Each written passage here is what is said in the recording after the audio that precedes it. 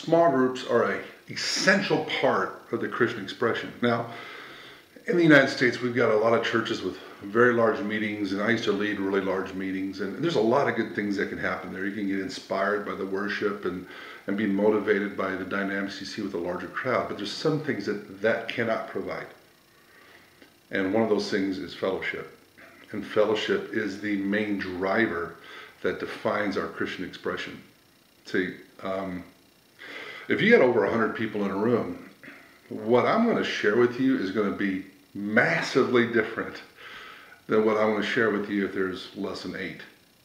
And if there's less than 3, it's going to be even more. I'm going to have much more disclosure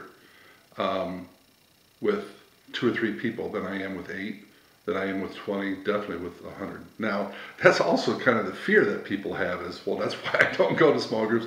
I don't want them to know my stuff. I don't want them to know all that kind of stuff. Well, it's not that we're going to be digging in small groups and trying to find all your stuff, but there's an honesty where when we're dialoguing about a verse or whatever else, you're going to be more apt to ask questions on things you're unsure of or questions about with a smaller group than you are with a larger group. I've been there.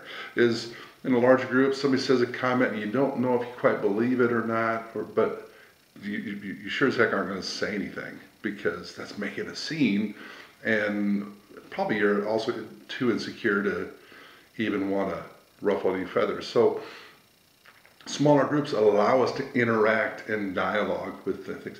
Now, here's the thing. I know a lot of people avoid small groups because of that very thing. You know, what we're trumpeting as its blessing is why people avoid it, because people have been rejected, people have been judged, people have been measured, and they just want God without the interference of people's self-righteousness and fears and stuff on there coming at them.